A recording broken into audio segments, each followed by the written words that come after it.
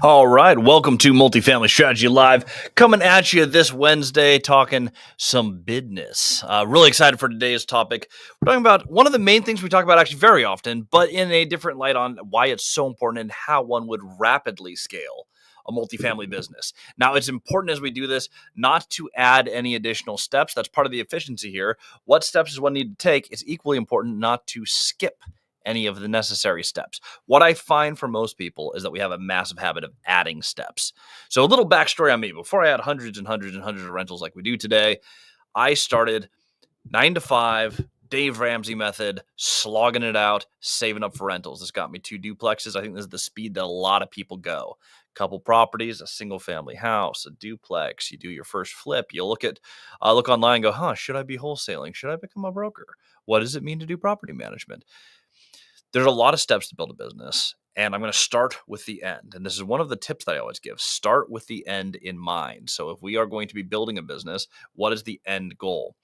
This is what mine looks like. Yours will look a little different.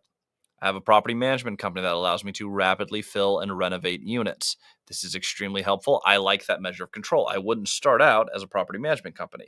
You should own the properties that you're managing. And if you get really good and your teams need extra work, you can branch out into third party and make an independently profitable company.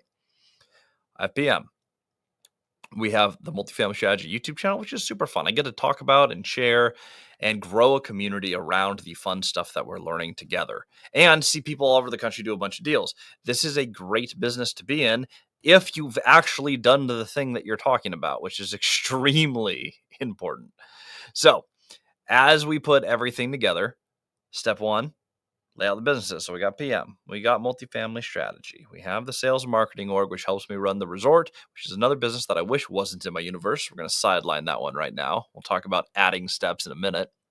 And then you have the main company, the whole reason we got started, the company that just goes out and buys real estate. And that company is Christian, and today in Texas, Christian and Caleb, and my wife, Danny. 3 of us come in and we buy real estate all over the place. That is the main goal. We want to stack assets, but we also have a whole bunch of different companies and businesses that have revenue streams associated with real estate. This allows us to move even faster. And if you're looking to leave your job, you can do it just through acquisition. But if you have 1 or 2 other ways to run the business, you can do this through brokerage, through property management, or you can do it my favorite way. Pay yourself to buy a bunch of deals. This was about 5 years ago. I sat in an office. Actually, it wasn't even an office, it was a coffee shop next to an office with a gentleman named Zach Lazo. He's with Compass Real Estate, massive investor, excellent guy. In a 30-minute coffee meeting, I was thinking about taking my broker's license, putting it with Compass, trying to figure out where to park it. I had just left a job. I was a broker with no office. So I was like, okay, where do I hang my license? In that meeting, he's like, well, it looks like you have unlocked the ability to buy a lot of deals and buy them creatively. You should figure out how to make money actively doing the buying side as opposed to help other people buy real estate. Unless you want to be a broker, you should go in and make your money on the buy. And so that is exactly what we did. Through a model of wholesaling to ourselves, small fees up front, or just buying deals that had a lot of cash flow, I built financial freedom through the acquisition company, which was the main thing. Here's what I learned in this whole process. First of all, you don't need to be a broker to do any of this. You're not going to start your business to look exactly like my business. So here's what I would not do. Don't start the PM company, the education branch, the marketing branch, the resorts branch that you never should have started, the multifamily acquisitions branch, all at the same time. That's just like buying a deal and trying to find your property manager and the contractor and the accountants and figure out your tax strategy and file your LLC and get the law firm. It's too much. You need to start with the end in mind, but start from the beginning. What steps do I need to go to the next space? Easiest way to do this is literally just whiteboard the darn thing. What does everything depend on? Most important thing, I need to go buy real estate. So, what are the steps to buy real estate? Well, I need to find a deal, I need to find the debt, and then if I need additional money, we may need to bring in equity or additional debt. That's basically it. I mean, deal is only those three pieces: the deal, the debt, and the ownership. Deal, debt, equity, DDE. So, we're going to master that piece, and that piece alone, we're just going to isolate it. What do we need to buy a deal? I need to know how to underwrite a deal so that I know it's a deal, and I need to know enough about the closing process to get from A to B to own the property. Now I can start thinking about management. Now I can start thinking about accounting. Now I can start going through all the pieces. You just keep everything in order. If you add all the steps at once, you end up with a whole bunch of companies that you suck at because you have no experience. The dumbest you will ever be is at the beginning of your business. So figure out what the goal is. For me to rapidly scale multifamily, there were a few steps. Number one, where do you actually want to go with your portfolio? I didn't want to be just a 2-duplex investor. 8 years, bought 2 duplexes. Well, that's cool. And more than a lot of people buy in their lifetime. It's not that impressive. You certainly can't live very well off of 2 duplexes. So, what scale do I actually want to grow my business to? For most who want financial freedom through their real estate, it typically starts to kick in. Typically, there's exceptions, around 75 to 100 units. If you're doing a good job of buying based on cash flow and you lock that up, you usually have a pretty good base. That's around where freedom starts to exist for most people. Now, if you want to do this over a 10.5 year period, you can do this. I have a friend, Dion, who has done this very, very well. He did it in about a decade, maybe a little bit more. He did it in 16 units, complete financial freedom. Takes a lot longer. So you need to know the timeline that you want to execute this in. You need to know the scale that you need to get to. What everyone who has ever played this game, I mean, every owner I've ever interviewed, every mentee I've ever had, this is my own experience and everyone's experience. You need to buy bigger. It doesn't mean that you can't buy a duplex. It doesn't mean you can't buy a single family house, though I'd try to stay away from that. It means you're looking for deals. You're not looking for, hey, I decided that I want a house hack, a fourplex, and I'm only going to look at fourplexes in this one city that I want to live in. If you're like, man, I'm really struggling to find deals, way too specific. If instead, while you look for a fourplex to live in, you also go, okay, but a triplex or a duplex would be cool if I can do the same house hack rules and live for free or adjacent to free. That'd be a pretty good real estate investment. At the same time, I'm going to look at deals that are 5, 6, 7, maybe up to 25 units. All of a sudden, the field has grown. And if I, in the course of waiting for my house hack property, run into a 25-unit apartment building, one town over from where I want to invest, and the numbers are fantastic, well, guess what? My next step in business is very clear. Let's go buy this thing. Let's find the deal. Let's find the debt. Let's find the equity. And what most people find, this was true for my buddy Matthew, he did a house hack in a single family house with 4 roommates, 5-bedroom house. While looking for his first duplex, he invested in a 44-unit apartment building. Right after closing on the duplex, he moved into that. He kept the house. He bought a fourplex in Aberdeen, Washington. He's about to go under contract. He just submitted his offer for a 14-unit, also in Aberdeen, Washington. Oh, and in the meantime, in his first year of going hard at this, he also bought 3 seller-financed properties in Central Washington. He took the opportunities and he looked beyond just, I want to do this one thing. He went, okay, I do have a goal and I am going to look for this and I would love to do this house hack strategy. But he started with what deals are available and how would I buy all of them? Rumor has it he's about to buy an RV park as well. More to be announced on that, but he is absolutely crushing it. It's not just, oh, he has this amazing job, he can afford all his real estate. He grasped the concept of you need to know where you're headed and you need to start looking for opportunities. As you find opportunities, you close on them, you can do this exact same thing. As you scale the business. So speed is the first thing. You have to scale fast, but you can't implode on the way. So keep it simple, be an excellent underwriter. Next step to scaling the businesses. What am I excellent at? Know your strengths. What are the strengths of the people around you? And are there ancillary systems and processes that have to be created that could be made into their own company? Perfect example. PM is a terrible business to be in. However, I have an accounting background. My entire career, all I have ever done is sell. So you want me in a pitching scenario. If only there was a business that managed and helped increase the value of properties, required accounting skill, and you could grow indefinitely if you had a good salesperson growing the company and bringing on new business. Wait a second, that's called property management. Is it for everyone? No. Is it unique to our set of skills and our needs? Absolutely. I need great management. I was having trouble finding it in Central Washington. I started my own company. And when I sold that company, I was very selective of who I sell or finance that company to. You can sell or finance companies the same way that you can real estate, by the way. This strategy moved from clear-cut path. Where am I heading? And are my goals too narrow?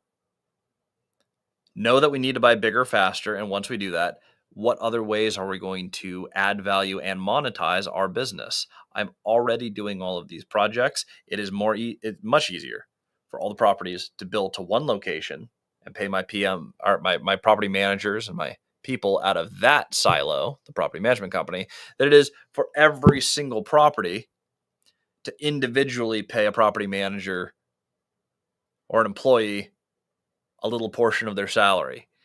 That would be an accounting nightmare. Easy to say, hey, there's an automated PM fee. It all goes into one profit center. It goes out from this profit center, and that is how we pay our vendors, our property managers, our bookkeepers, the whole ecosystem in one space. Then you look at the other things, and you can keep scaling and scaling and scaling and adding on companies. Many people buy a maintenance company and add it in as a bolt-on into their property management. And you can go from that to home services. You can go all these different directions. But it's about quickly and decisively scaling, understanding where you want to go, and then learning how to rapidly and accurately identify opportunity. This has changed an 8-year to buy 4 units into 4 years to buy 325 units, which will be 400 and something units here shortly, going under contract for another 144 units. That's a pretty big portfolio. Am I a multi-thousand unit titan? Absolutely not. But I've also been playing this game for like 4.5 years from when this all started to click for me. Give me a decade. I'll have thousands of units. Does unit count matter? Abso-freaking-lutely not. What does matter is moving forward and growing your business. This is a core belief that I have, and I encourage you to adopt it. And then we'll open this up to Q&A. So if you have questions, start posting your comments here now. When you are growing, scaling, operating a company, the goal is to keep doing exactly that: growing, scaling, operating. There are only 2 modes of operation. You are growing or you are dying. It is okay for a company to be dying when you are done with it. And around that time, before it starts declining too much, when you're like, hey, I'm on the end of what I'm going to do in this company, that is where you start looking for a buyer.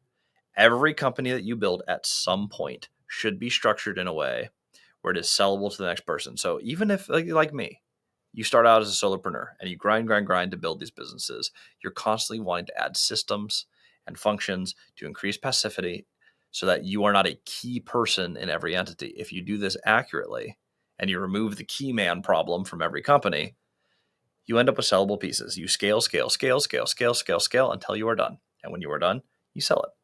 This is what I'm doing in my resort business. It's not scaled to where it needs to be yet. I do not have the right level of income and passivity, but we're close. So what I'll be doing and announcing soon, I'm going to be taking on some partners to finish that project. There is some upside in that is glorious. We're going to come into that project and we're going to take it to the next level. My goal is to retire from hospitality. We're still in growth mode, so we're going to finish growth mode, and then I will retire from hospitality while keeping my other core businesses growing. And at some point, way off in the future, my property management company will grow to where I envisioned it would be, and I'll be able to phase myself out of the company with the correct layers of management, and we'll sell it, likely seller financed, to someone else. And then they will pay me in perpetuity to do my job. It's wonderful stuff. That is how you scale a company. That's how you skip adding steps. You don't try to do everything at once. You know where you're headed. You mark where you're headed. And you realize speed is everything. I'll close on this before we answer questions. You will die at some point. That is a thing that you should be aware of. If this is news to you, this may be shocking. But it shouldn't be new news. All of us will die at some point. So since your time is limited, the speed in which you get to your goals is paramount. So if you have a big goal or you're just trying to get to your first $10,000 a month of passive income, which does not take as long as you think, it will take you forever if you try to do it just one house at a time or just one duplex at a time. If you build a model that scales, I buy 3, maybe 4 transactions a year. I've done a 44 this year. I'm about to close the 76. I'll do the 144. Probably, I'll probably do a fourth deal. I'll probably do one deal in Q4. About a deal a quarter. That's all it takes to get hundreds and hundreds of units. Within a decade, I'll probably end up with a couple thousand units. It's a scalable business, and everything's scaled controllably. We're not sprinting to the finish. You can end up with a huge company with lots of revenues. This has made me millions of dollars and a six-figure monthly, multiple six-figure monthly income across all the companies. That gets really comfortable real fast. I was fortunate enough to be able to buy this house in cash, which was really helpful, or technically financed it, then basically instantly paid it off in less than a year. And we're able to do that because we stacked these businesses and we really focused on how critical is it to hit our goals in a timely manner.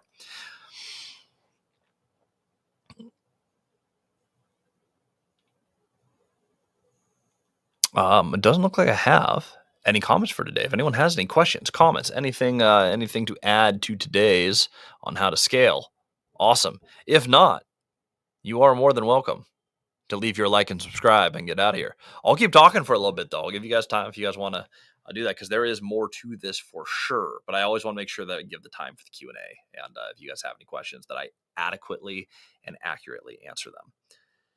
Something that I found in scaling business, one of the biggest things that I ever ran into, the ability to hire and fire quickly. So when you're coming into a business, you need talent. It's about putting, because you don't want to be a solopreneur. I promise you, it's better to have a job working for someone else's awesome company than just work for yourself forever. I promise it sounds great for a while, but you have 3 steps to freedom, at least what I found. Most of us start out working for someone else, getting skills, getting abilities. You have the dependency phase, which is fine. Get those skills. I don't regret a day at CoStar. Then you get to the control phase. Hey, I've been working for someone for so long. I really want to control my universe. And that's where you get the solopreneur. I'm the key person in every company. I'm driving forward. I'm the sales, the marketing, the operating, the accounting. Maybe I have a few vendors in here, but it's really you piloting the ship. Stage 3, we call this diversified competency. I should not be the best person in my business at any task. So we find people who we can depend on, who we can scale with, who we can grow with, and with them build a better company. So it's about getting the right people on the bus and then moving those people around the bus. And sometimes you outgrow people, or even better, and this is my favorite, sometimes people outgrow you. Some of my favorite employees have become great friends who own their own companies. And there's a time when I've encouraged them, hey, you need to go out and do some of this on your own. You have scaled this as far as you can scale yourself in my company, and that is awesome. I want you to grow to the next step. It is okay to be a stepping stone. It's also okay to have people who suck in your business and get them out immediately. But if you're constantly editing the people in your universe on the bus, in the business, and you're moving people around, promoting up and shifting places, you end up with highly competent people who are better than you at every aspect of your business. My accountants are better than me at accounting. My salespeople are catching up to me. I am still the key person there, but they're getting really good. They're getting really good. My marketers are better marketers than I am. My property managers are better property managers than I am. My leasing team is better at leasing than I am, and so on. And what you end up having is a sustainable and marketable business. You can start growing beyond yourself. Now, as I use my talents to bring in new capital, new investors, new deals into the universe, alongside with Caleb Hummel, all of these different avenues are professionally managed, and we get more and more excellent all the time. That's the next phase. We do finally have some comments and questions here, so I will start flashing them up on the screen, and we're rocking on the Q&A.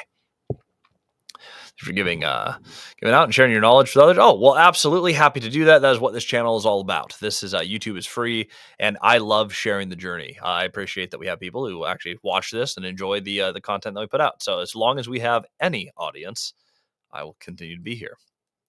Oscar, the real estate will buy the real estate, whether we refinance or not. Please explain what you mean and how you do that. Okay, so if I buy it on long-term cash flowing fixed rate debt, I will be paid to own it indefinitely. You can do some of my notes. So, for example, deal that I'm not refinancing. 30-year fixed rate, fully amortized note, seller financed. Cash flow day one, cash flow is $3,000 a month today. Why would I ever sell that? It will just pay itself off over 30 years. I don't have to touch it. I don't have to think about it. I get paid to own it. rent increases, we've set them to I think we set it to 5% automatic. And then it'll jump to market whenever we do a lease up a new unit. But it just automatically goes up by 5%. I get a 5% raise on that property every year for the next 30 years. I've owned it for 3.5, maybe 4 now. I've owned it for quite a while. Fully amortized debt. There's no reason to refinance that. It is totally fine. Sure, we can pull capital out of it. Why bother? It's doing fantastic. It does not need to be touched. The interest rate is 5%. Awesome product. That's what I mean by the real estate needs to buy the real estate. We do a purchase one time, raised capital, our own money. It doesn't matter what debt. We buy the property and we don't put more money into it. From the point that we do a down payment, the real estate will continue to buy the real estate. And if we are doing a refinance, often what it looks like is we'll bring new capital, either debt or partners, into a building. We'll do a refinance and everyone will get a huge return when we pull the money out, and I'll keep the building. Everyone makes money, but the real estate bought the real estate. The income from the real estate, the appreciation of the real estate, all of these can be spent back into the real estate. That is what buying the real estate means. Hey, Chris. Note, my name is Christian. It's not Chris. It's okay. This is YouTube. We don't know each other really well. But Chris is technically not my name. I live in Northern Virginia.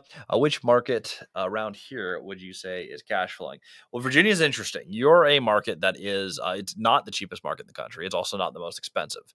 Cash flow, you're kind of right in the mid zone of higher appreciation, middle of the road cash flow. You're kind of where high cash flow markets meet high appreciation markets. People do like living there. You have population growth all over the place. I know like outskirts of Richmond, Virginia traditionally do very well. If you go Richmond, Virginia, you're going to have trouble finding a deal. Companies love buying multifamily in Richmond proper, but I would say you get within an hour and a half radius of that, you're looking pretty good. Other than that, Virginia is not a market I personally invest in. We do have plenty of people in the mentorship group who invest in the Virginias and just all along the Southeast. And Oscar.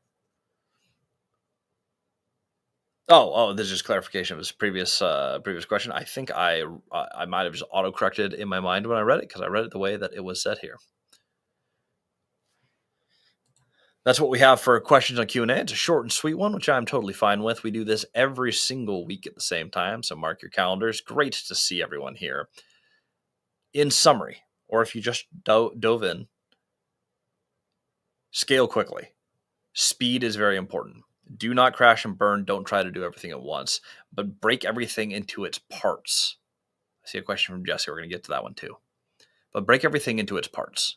Where am I headed? What steps would one need to get from A to B? What is critical? And then what is the next step? And let's spend 95% of our attention. Sure, you can do some business planning, but 95% of your attention is going to be on what is the next step and how am I going to get there efficiently? And then the other 5% of your time can be spent on the rest of the noise of here's the things that we need to put in place for the future. And here's a couple of phone calls or relationships I need to build. Keep doing that, but that really should be about 5% of your time. 95% of my time. Kevin O'Leary says this all the time, and I really like this. What is signal and what is noise? Signal is like, okay, if we have 100 things to do in a day, what are the most critical, most important 5 things? Try to spend 80 to 95% of your time on those and nothing else. Everything else is noise. You can do stuff in the noise, and sometimes it's nice mentally to take a break from all signal. But most of what you should be doing is signal. So what is the most important thing, the most critical thing? If you are spending most of your time in, hey, I want to be good at marketing and legal, but you don't have any property, what's the marketing and the legal for? It's really easy to sit in those. I know for me, I struggle with when I am feeling overwhelmed or the tasks feel too big, or I'm just feeling a little bit of just like, I'm like, man, we've pushed really hard. I tend to sit back into the marketing because I have fun with the content creation. So I can sit down and be like, hey, how do we grow the channels? How do we get more people to know about our deals? For me, the noise for me is I over focus on marketing because marketing is the easiest task that I have and it's the most relaxing task.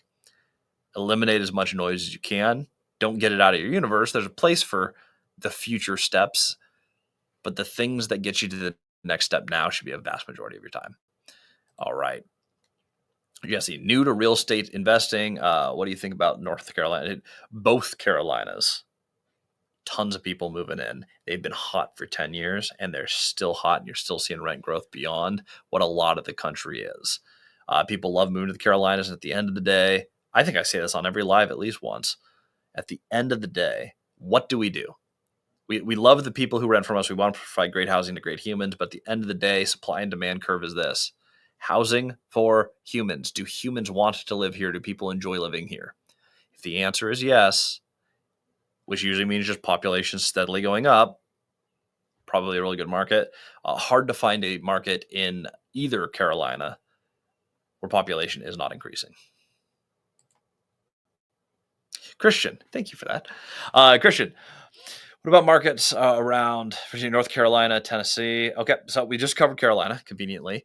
Tennessee, lots of strong markets there. I have multiple friends and people in the mentorship group. I have both who invest in Clarksville, Tennessee. It's about, I haven't been there in a while. Military town, though, it's about an hour-ish, maybe less, north of Nashville. Really strong market. If you go to the farthest east side of the state in the Smoky Mountains, lots of population growth. If there was anywhere that I lived in the U.S. outside of Dallas, I think my favorite place that I've been is Knoxville, Tennessee. I love the architecture there. I love the people there. I love the environment. I love the proximity to they call them mountains. I'm from Seattle. They're the big hills that they call the Smoky Mountains. It's a really cool atmosphere. I really like it over there. And I'm not alone. People love living there. Great place to invest. Lots of opportunity. And I've noticed not a lot of great property managers. If you have management skill or a management plan that you can execute on, I think someone could clean up the Knoxville market. What section of the LLC docs do you put the obligation to buy out? So that is actually the option to buy out is an option agreement. It is technically a separate document, but I usually, when we send everything for signature, I do it attached to the OA. So it's like it's not an actual addendum to the OA, but my operating agreement will reference the buyout agreement, and then I'll actually have a buyout option contract, which is just like any option to purchase. I have a fixed price and a fixed period of time to buy you out of this property for whatever we negotiated the price to be. That's all it is. So it is just a general option contract. Of course, get actual legal counsel, but ChatGPT can write an awesome option contract. If you want to put it together and say, hey, I'm trying to buy someone out for this price in this period of time, what would this generally look like?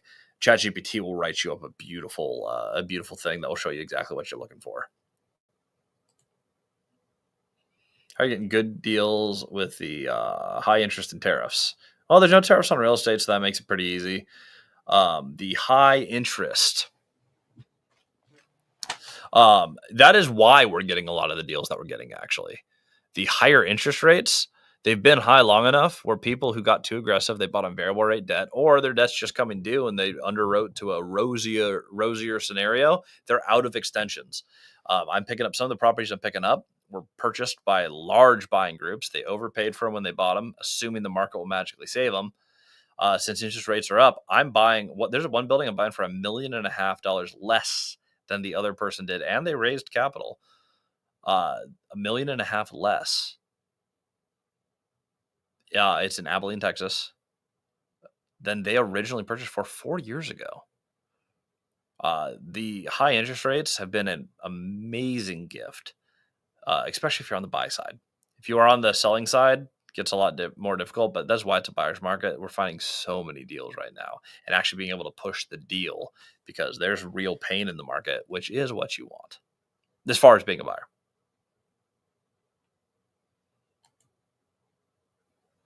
President Trump wants to lower rates. How will that affect the real estate market? When rates go down, real estate goes up, and everyone refinances. I cash flow in. I have a couple of renovation projects, so my vacant 9-plex is not cash flowing. That goes without saying, but generally speaking, I have a portfolio of hundreds and hundreds of units that cash flow on today's rates or whatever rate I locked in years ago. If they drop rates, I refinance all of it, and my income just goes up. or we can pull a ton of money out and we can go buy a bunch more stuff. But everyone's going to rush back into real estate, which also drives up. So demand to buy real estate goes up. People want to place capital at low interest rates. Tons of refinances come in. My income goes up. Your competition goes up. Recommendation: learn how to buy deals today. I think we have a 12 to 18 month window before we see significant drops in interest rates. The president doesn't control the interest rates, but he has a lot of influence over the Fed. If we get Jerome Powell out of there, it's a very good bet that we are going to see interest rates start dropping and potentially dropping substantially. I don't underwrite any of my deals to that. I underwrite them being the same as they are today, but there's a potential for me to cap rates compress, real estate skyrockets, and real estate is due to skyrocket. We have had a elongated downturn, which is the best time to buy. I think we're going to have a slow and steady upturn, but if they rapidly drop rates, we'll see a big rush into real estate. When interest rates drop, will it be harder to buy creatively? You know what? When interest rates were 3%, I was doing a lot of seller finance deals. When they went to 8%, I'm still doing a lot of seller finance deals. I don't think so. I think the general buyer profiles, there's always going to be people scaling up and down. There's always going to want to be people who want to negotiate terms over price. I don't think so. It just looks a little bit different, but it's the same thing. I think it's roughly the same amount of people are going to be open to creative. I don't see huge swings in the number of creative finance deals, regardless of the market. Personally, I see it being pretty consistent. That's a good one. Having trouble getting meetings with owners that are familiar or in favor of creative financing. I'm from a small town. How would you go about finding these? Always work the deal without the creativity. And here's what I mean. So someone brings the deal to me. I'm talking about the rent roll. We're talking about problems they've experienced with the property. What does the project actually look like?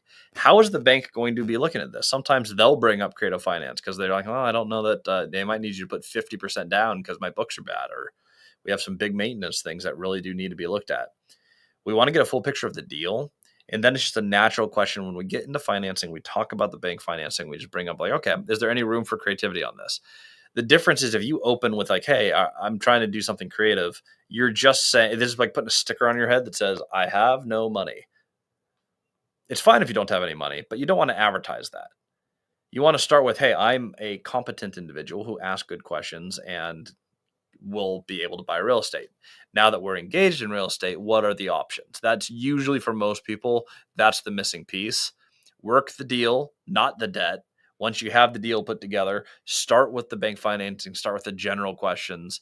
And what you've done is you've positioned yourself from someone who knows what to ask, someone who's interested in the deal, someone who's capable of buying a deal. And now you're going through what options do we have and what makes the most sense.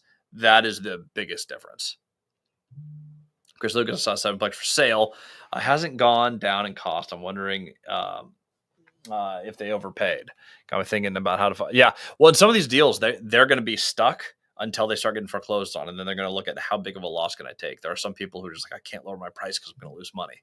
There are going to be some people who lose money in real estate. It's just going to happen with the way that they bought years ago. If you bought and you forecasted rents are going to go up and up and up forever, rents do not always skyrocket up. There is a market. There are cycles. We're in a down cycle, which is the time to load up. If you ever looked at, we'll compare it to stock. I mean, if you ever noticed, you buy when it's low, you sell when it's high. That's the goal. If you're waiting for the market to be perfect to buy in, your prices are going to skyrocket when interest rates change. So right now, it's about the hardest that has been in a long time to operate, find good deals, to negotiate them. It's the best time to buy. Every deal you buy in this market works in every market. All right, people getting deported. How will this affect the real estate market in Texas? Not very much at all. That is way overhyped online. We do not have a massive illegal workforce. That is not where most of the economy is. You're not allowed to have illegal employees. While some businesses utilize this is not most of the workforce. And to be honest, for most jobs, outside of manual labor, most jobs, it's cheaper to use virtual assistants and other people overseas the correct way. It's not even cost effective not worth the risk not worth the cost. It's not as widely spread as media would have you believe. I don't think it will have any significant impact at all. Maybe if you're like on the border, like Laredo, Texas, but my rents have still gone up in Laredo. I have an eightplex there that is absolutely crushing. Chris, to expand on the sevenplex, do you think they overpaid and are wishing? I have no idea what they've done. I haven't talked to them. It happens a lot, though. Your likelihood is pretty high. Sometimes people just get set on a price they think their property's worth, and it's on market for thousands and thousands of days. The 38plex that got me started was on market for 12 and a half years. They got their price, though. They won $2 million 12 and a half years ago. A lot of appreciation later. I bought it for the price they originally wanted. Can your equity partners and investors use their proof of funds pre-approval bank letter on your behalf for PFS? The answer is yes. Very common. I always let people know if they're like, hey, can I see a proof of funds? I'm no, awesome. Yep, I have a couple partners. I'm going to run this past. I'll be doing this with capital partners. Let me grab some proof of funds from one of them. Whoever's the most interested sends proof of funds. That does not have to be the person who ultimately funds the deal. I just want to bring someone who is legitimately interested. When they start the foreclosure or find foreclosed commercial 5 to 20 units. Sorry, my camera's right here. If you see me jumping around, the camera's right in front of my screen. I'm wondering how you are finding that info. I'm usually asking. I don't buy things pre-foreclosure, foreclosure. I'm not going after. There's all these niches where people are like, oh, I'm a foreclosure expert. I'm a deal-making expert. I meet people, so I don't care if they're about to be foreclosed on. Awesome. They'll tell me because I've talked to them. It's all relationships, 100% of my pipeline. I'm talking to owners. I'm talking to brokers. People are coming to me with the deal. I don't go after deals. I go after relationships. The deals come after me. And I don't mean that to sound arrogant at all. That is the model that I originally built because I don't want to have a full-time sales and marketing job. That's why I do 4 deals a year. And this is why I'm so consistent. It is easy and is sustainable. I meet some people for coffee every single week, about 100 people a year. There's 100 contacts. You know exactly what I'm trying to do in the markets that I'm trying to operate in. The deals do ultimately come to me. Appreciate you. Well, Chris, thank you very much. I appreciate you. Final question here. I'm interested in purchasing your real estate course. Oh, fun. Can you please tell me a little bit about it? Okay. This channel is not an ad for multifamily strategy, but I will absolutely share because what's happening there is amazing. As of yesterday, we have 4 people closing deals this month, not including me. Multifamily strategy and its mentees, just collectively, the whole group is probably going to close about 125 to 150 units this month. There'll be at least 5 people doing their first deal with some repeat business coming in for people getting their first, second, or third deals. So very exciting. We have a course that is on demand. It's 5% of the value, and it's still phenomenal. Beats any other course online. 350 or some mod videos on everything from start to finish, scripting, calculators, downloads, owner meetings, call scripts, interviewing your property manager, finding the right legal team, going through accounting, cost segregation studies, renovations, you name it. The mentorship's 3 times a week. We do calls kind of like this, Q&A every single Monday. Tuesday's Deal Deep Dive. Watch people from all over the country. We went 2.5 hours last week with 15 deals that we underwrote. So you're going to learn live on actual deals. Then Thursday's a structured lesson. Also, kind of like I start these calls. I have one topic. We get deep in it, and then we get to actually engage. The big difference, you get a lot more time, and it's actually me with you. Then I give out my personal phone number. I do one-on-ones all the time. The only goal and the sole purpose of the company is to make sure that everyone there buys real estate. So I have nothing else to sell you. There is no magical $50,000 upsell, and there are no subscriptions. You pay once and you are in until you have deemed yourself successful enough to move on. I don't want you in a 3 to 5 hour a week with me for the rest of your life. This isn't school. This is copy my business, replicate perfectly, buy your deal, and move on. And we guarantee everyone who signs up will buy a deal that cash flows at least $1,000 a month, and we work with you indefinitely until you do. That is the entire program. I have nothing else to sell you and no subscriptions. My only goal is that you buy real estate. That is Christian's pitch. Jesse, I will see you in mentorship. Oscar, is it a good time to invest in real estate? We're in a buyer's market. Yes. We got a businessman as president. Yes, we do.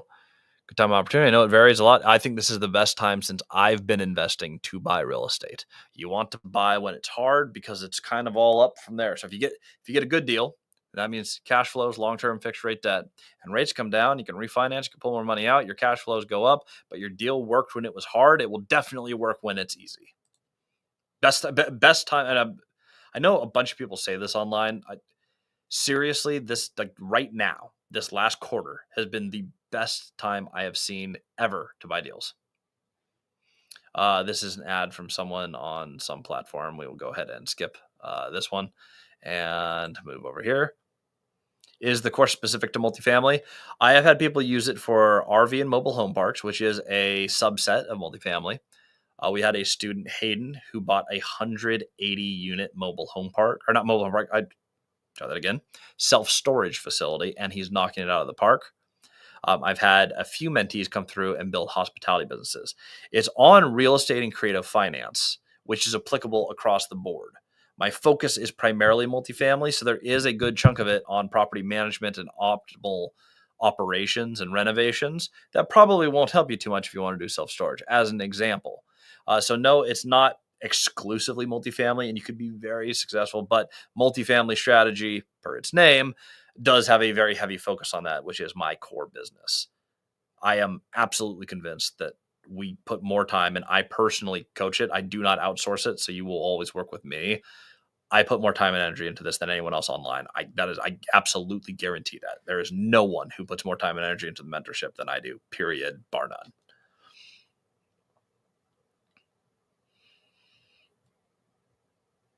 And there we go. We will end there. Guys, thanks for attending. Remember, scale the darn business. Don't be not that you can't buy one rental at a time, but don't just focus on one rental house at a time. It's not just about one strategy, your next house hack, the next flip. Know what you want to build. And if you want to build a portfolio that takes care of you, you're going to need to scale. Again, if you want to do it relatively quickly, you're probably getting 75 to 100 units.